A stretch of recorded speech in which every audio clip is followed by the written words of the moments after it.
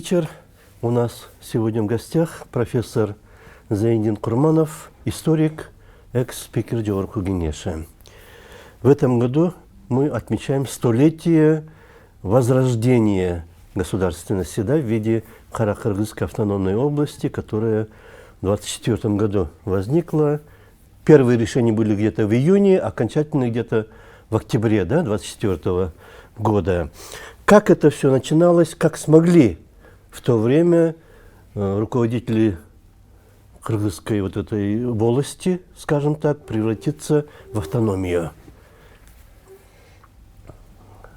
Ну, указ президента, который недавно об отцах-основателях, там называется 5 имен. Сыдыков, Арабаев, Абдрахманов, Уразбеков и Айдарбеков.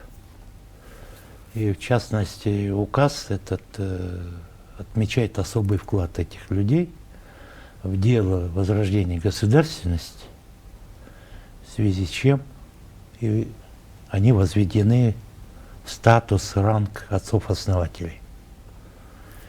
Отцы-основатели, есть такой институт. Отцы-основатели первые, это были основатели Римской Республики. Потом вот эта античная традиция пошла вширь и вглубь. Американская революция тоже назвала своих отцов-основателей. 7 президентов, выдающихся юристов, военачальников, которые создали Соединенные Штаты Америки. Их имена включены в сон этих отцов-основателей. Хотя отцов-основателей было больше 400. Это участники конференции межамериканской, которая приняла американскую конституцию первую. То есть все они являются отцами-основателями. Есть этот институт Генру в Японии. Там 7 самых выдающихся премьер-министров, которые сделали современную Японию, включены в этот список. У турков это Ататюрк, Кемаль Ататюрк. Отец-основатель финской государственности, швед Карл Маннергейм. Русский генерал? Русский полковник. Русский полковник. А потом он стал генералом, да? А потом он стал маршалом. Маршалом. Генералом и маршалом. Основателем польского королевства являлся Штефан Батори, венгерский князь.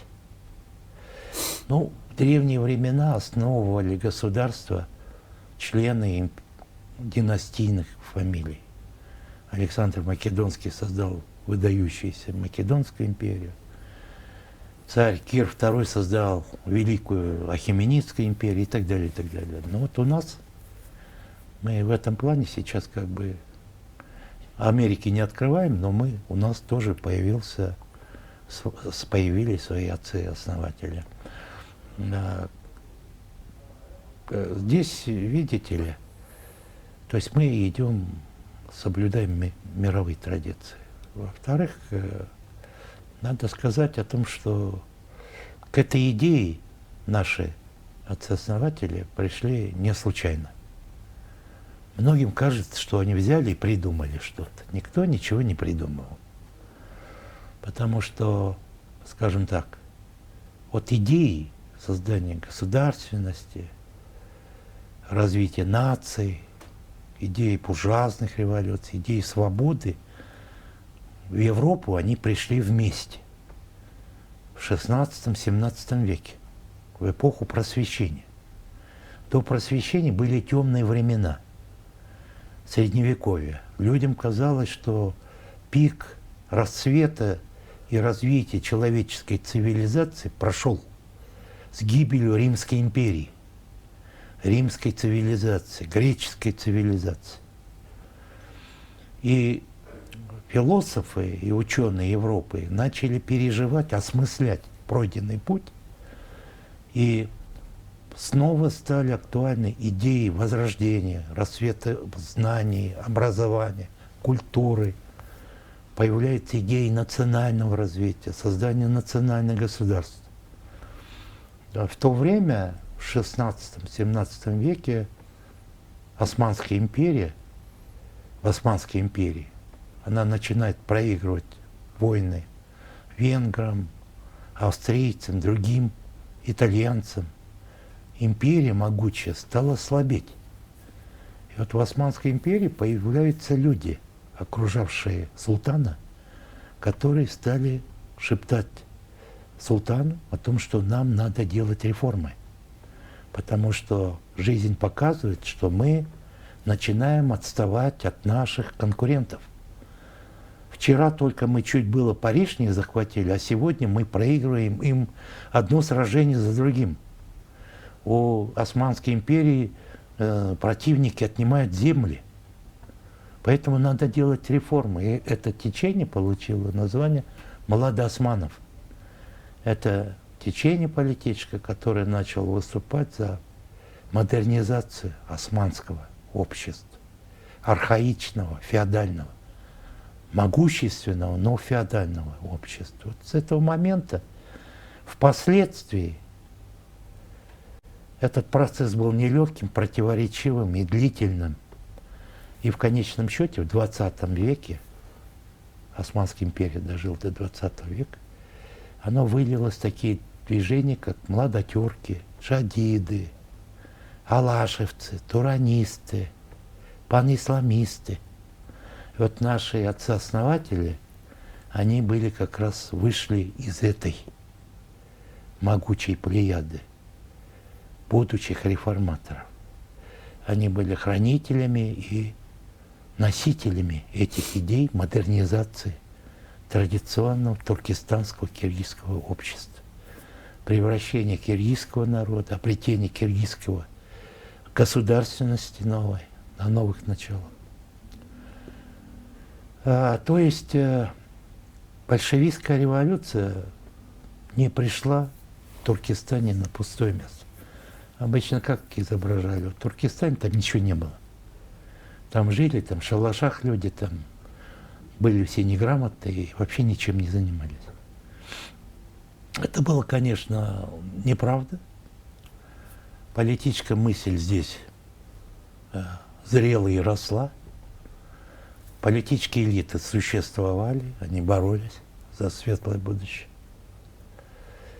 Но вот русская революция открыла окно возможностей для всех, в том числе для угнетенных национальностей и народов, которые были захвачены в период российского колониализма. Естественно, что Ленин и Сталин, как теоретики национального вопроса, много писали по национальному вопросу, потому что рассматривали угнетенные народы в качестве союзника пролетариата. Они знали, Против царизма. Против царизма, против империализма. Потому что они собирались сделать пролетарскую революцию. Ленин прекрасно понимал, что пролетарскую революцию сделать в крестьянской стране невозможно без союзников. Тем более рабочих-то в России было мало. 80% населения России составляло крестьянство. Почему произошли массовые репрессии? Потому что крестьянство не хотело обобществления, ликвидации частной собственности, чтобы землю у них отобрали. Крестьяне хотели землю развиваться и получать прибыль. Поэтому потребовались репрессии для того, чтобы утихомирить крестьян. Поэтому крестьянские восстания жестоко подавлялись, и была установлена диктатура пролетариата. Но когда большевики победили в гражданской войне, они, естественно, с них начали спрашивать, а где обещанная свобода, право нации на самоопределение? Об этом очень широко говорилось в начале революции, потому что перед революцией. Когда революция, перед революцией говорилось, в период революции многие народы обрели независимость сами, без Ленина и без Сталина. Та же самая Финляндия, та же самая Польша, та же самая Украина, Белоруссия, Закавказские республики, так называемые, Грузия, Армения и Азербайджан, они тоже были независимыми государствами. Тува. Ну, Тува впоследствии, да. В Грузии, например, у власти стояли меньшевики, у которых были враждебные отношения с большевиками. В Армении партия Дашнак Цотен, которые тоже ненавидели коммунистов. В Азербайджане стояла партия мусаватистов, которые тоже люто ненавидели большевиков. Пришлось уничтожить все эти независимые государства. В ходе гражданской войны они были уничтожены, ликвидированы. Была ликвидирована Крымская директория, которая была создана по типу и образу французской революции. Первое французское правительство, как она называлась, директория, во главе которой стояли 5 директоров. Крымско-татарское правительство Заки Валидова, Каканская автономия, автономия Алаш, самопровозглашенные, они же провозглашали, тюркская автономия, все это было ликвидировано вооруженным путем. То есть обещания о предоставлении не были выполнены. После того, как они уже пришли к власти, и получилось, эти союзники уже не союзники, а должны быть подчиненными. Ну, после идеи, вот понимаете, марксизм же тоже, ленинизм не стоял на месте. Сначала была идея разрушения Российской империи до основания, разрушения буржуазных институтов. А после того, как пришли к власти, появилась другая идея о том, что мы, освобожденные народы, теперь должны объединиться. И о многих своих обещаниях большевики стали забывать. Землю крестьянам дали, потом отняли. Фабрики и заводы отняли у буржуазии, но рабочим и крестьянам не дали. Рабочим не дали. Все стало собственностью государства и все остальное. Ну, единственное, чего достигли, мир. Мир был заключен, Вторая мировая война для России закончилась. Поэтому, Первая мировая. Первая мировая война. Поэтому представители политических элит национальных народов, там, включенных в состав России, требовали выполнения обещаний. А если правительства не делали, они начали проявлять собственную инициативу. Вот заслуга Сыдыкова, Рабаева и других отцов состоит в том, что они не ждали, когда Москва издаст указ и создаст Киргизскую республику. Они начали действовать вопреки этим пожеланиям. Но когда сначала, естественно, они стояли на позициях, скажем так, пантюркизма и панисламизма, национальный вопрос, который в Европе в 17 веке возник, в 20 веке в Туркестане возник как вопрос пантюркизма и панисламизма. В какой форме мусульманские и тюркские восточные народы объединятся друг с другом и как они войдут в состав российского демократического государства. Вопрос же стоял таким образом. Программу почитайте. Россия представлялась в программе «Алаш» пантюркистской партии как свободная демократическая республика малых народов, то есть федерация.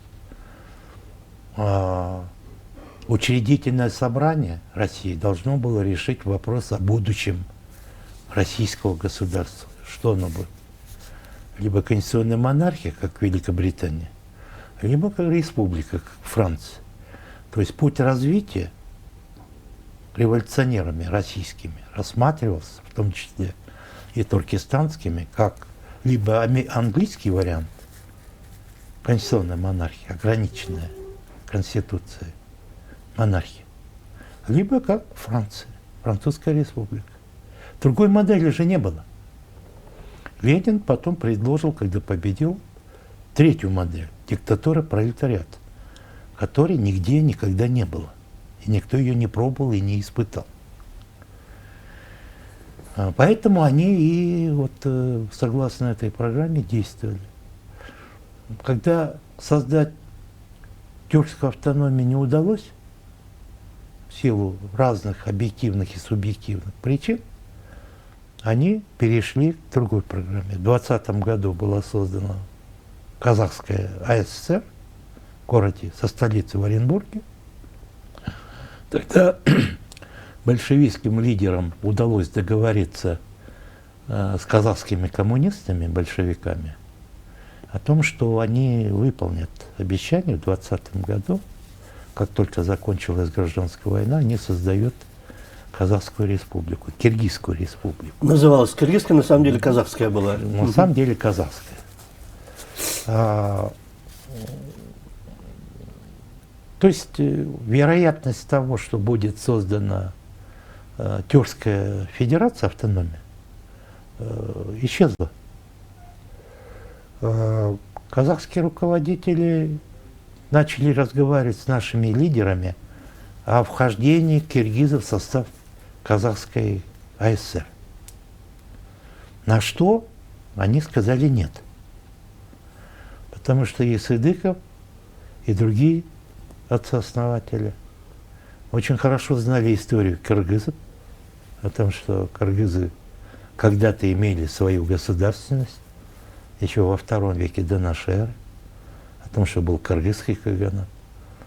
И их идея состояла не в том, чтобы подчиниться еще какому-то старшему брату, а возродить свою древнюю утраченную государственность. Поэтому в 1921-1922 году, когда проект тюркской автономии был окончательно закрыт, они начали предпринимать усилия по возрождению киргизской государственности в виде Киргизской горной области в составе Туркестанской ССР. Тогда киргизы жили в составе одной Туркестана. Туркестанский край, он образовался в результате подавления Каканского ханства, и вместо Каканского ханства был создан Туркестанское генерал-губернаторство. Там киргизы жили в составе 4 областей: Семиреченская, Ферганская, Сырдаринская и Самаркандская. Везде киргизы составляли национальное меньшинство. И вот в ленинском проекте в 2020 году он пишет письмо коммунистам Туркестана о плане национального государственного размежевания Туркестана. И он там говорит, Туркестан мы разделим на 3 части. Киргизию, то есть Казахстан, Туркмению и Узбекистан. Вот такое. На 3 республики. Ну, кроме них, большевики не знали, какие народы живут в Туркестане. Даже в Российской империи чиновники не знали, кто живет ниже Урала или в Сибири. Всех инородцев они называли, и туземцев, и инородцев, и туземцев они называли одним словом — татары. Азербайджанцы были кавказскими татарами, хакасы, тувинцы и алтайцы были сибирскими татарами, либо киргизами называли, потому что других не знали. Поэтому казахи вдруг стали киргизами, а киргизы стали каракиргизами. Хотя в жизни никогда киргизы не называли казахов кайсак-киргизами, а казахи не называли нас каракиргизами. Но благодаря некоторым ученым, ну, скажем, тот же самый Чокан Валиханов, как-то как член географического общества, после одной из своих экспедиций, ну, императору сказал следующие слова о том, что каракиргизы — это близкие, родственные казахам народ, и мы их называем каракиргизами. И вот с тех пор повелось. Я понимаю, Чокан Валиханов не хотел объяснять эти дебри, как его, посвящать его в дебри, император все равно бы не разобрался. Поэтому он так в простенькой форме это сказал, но в принципе, понимаете, сама вот система колониализма, она предполагает Вот такой подход, пренебрежительный. Название народа, этноса, культуры, история, язык – это не важно. Не важно, как их называть. Главное, чтобы стали подданными. Главное, чтобы были подданными, платили дань, ясак, пушнину и все остальное. Поэтому вот эти колониальный подход, который позаимствовали отчасти и российские большевики на начальном этапе национального строительства, потом им, конечно, пришлось изменить свою политику, когда они столкнулись с политическим сопротивлением, басмачеством и другими движениями, им пришлось, конечно, заниматься уточнением этнографической карты тех регионов, где проживали разные народы. Поэтому в 20-е годы появляются там хакасы, они называли себя хакасами. Просто были татарами, назвали себя хакасами. Минусинские татары. Да, минусинские татары, там, алтайские татары. То есть каждый начал, уйгуры появились и так далее и тому подобное. Азербайджанцы появились. В 18 году Азербайджанская демократическая республика появляется. Потому что раньше было важно деление на религии, а не на нации. Что такое нации? Это высокая материя, которую мы до сих пор понять не можем. Поэтому делимся на рода и племена, это длительный процесс. Ну, так же, как славяне, они как православные все воспринимались в те времена. Кто-то мусульмане и не мусульмане. Вот так, пример. Вот Турецко-Османской империи все население делилось на две части. Мусульмане и не мусульмане. Никаких греков, татаров, ничего не было. А потом, только в 17-20 веке они начали выделять, кто основной костяк населения составляет. Выяснилось, что основная территория это Анатолия, там проживают турки. Вот турки и стали как бы системообразующей нацией. Потому что арабы в это время отошли, греки, албанцы, югославы тоже отошли, стали турки. Хотя Ататюрк, даже вопрос стоит, Ататюрк кем был по национальности? Он даже этого не знал. Он родился в городе Салоники, и кто он был по национальности, никто, говорят разные, что мать там принадлежала, там было много греков, одни говорят, что он был грек, другие говорят, что он был албанец по отцу, а по матери тоже непонятно кто. Понимаете, это не главное. Но турки стали костяком, основой. Сколько было великих визирей? Там же одна была династия Османов.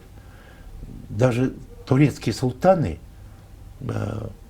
вот мы знаем, что первый султан был турок.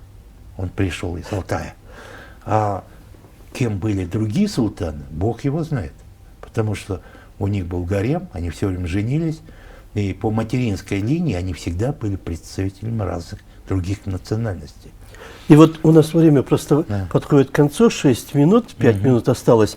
Вот в то время, начало 20-х годов, 100 лет тому назад, да, как раз, вот эти отцы-основатели, Абдукерим Сыдыков, там, Юсуф Абдрахманов и так далее, 6, да, человек или 5? 5 человек. 5. Они вот в этих вещах разобрались и, соответственно, действовали. И, получается, добились успеха. Вот в чем было главное их вот это стержень политики? Во-первых, я говорю о том, что они хорошо знали историю, они в основном были представители киргизской аристократии. Аристократия, как правило, является носителем и охранником национальных ценностей, культуры, истории, традиций. Поэтому они считали, что настало время возродить то, что было когда-то утрачено. И Абдукерим Сыдыков в 22 году провел первый съезд, да? В 22 году. Но в 20 году он написал статью, когда проект рухнул, он написал первый, наверное, киргиз, который написал историю кыргыза. До этого историю кыргыза писали все разные народы, и не специально, многие случайно натыкались на китайские источники. Мимоходом. Мимоходом, да, по пути. Там какие-то киргизы, которые там чем-то занимались. А он осознанно написал, это его статья называется «Краткий очерк истории каракиргизского народа». Она была опубликована в газете местной, потом опубликована в научных журналах. Просто почитайте. Все, кто меня слушает, почитайте. Вы просто удивитесь, насколько это была очень сильная статья, которая опиралась на исторические источники, на данные Бартольда, китайские источники. То есть они, зная это, пошли по этому пути. Если бы они этого не знали, нас бы ожидала какая участь? Нас бы присоединили к Казахстану, либо к Узбекистану. Мы бы жили сейчас как алтайцы, тувинцы или другие народы, не имея собственной государственности. Так вот, они подняли этот вопрос, после чего из Москвы приехала комиссия, там, естественно, враги самоопределения нашего написали в Москву, что здесь какие-то байманапы собрались и хотят возродить феодальную власть баев и манапов, выйти из состава России, Советского Союза, под эгидой Турции, Великобритании. Ну, сказок было много. И тогда приехала комиссия, которая начала разбираться и услышала аргументы о том, что в ленинском проекте не учтены интересы киргизов. А киргизы большой народ. До 1 миллиона человек нас было. А нас вообще делают так, как будто нас не существует. Что потом комиссия начала работу, Сталин поддержал. Здесь надо отдать должное Сталину. Сталин не стал ускорять события, и он сказал: разберитесь в этнографической карте. Он был наркомом по делам национальности и генсеком, имел такое право.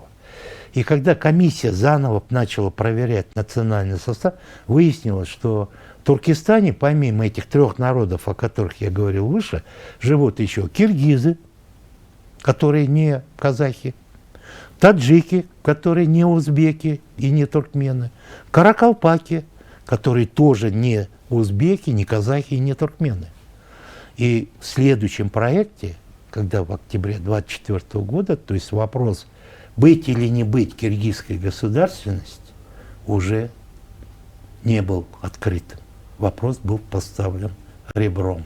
То есть упорство в достижении поставленной цели закончилось успехом. Да, нас создали, на географической, политической карте мира появляется киргизская автономия,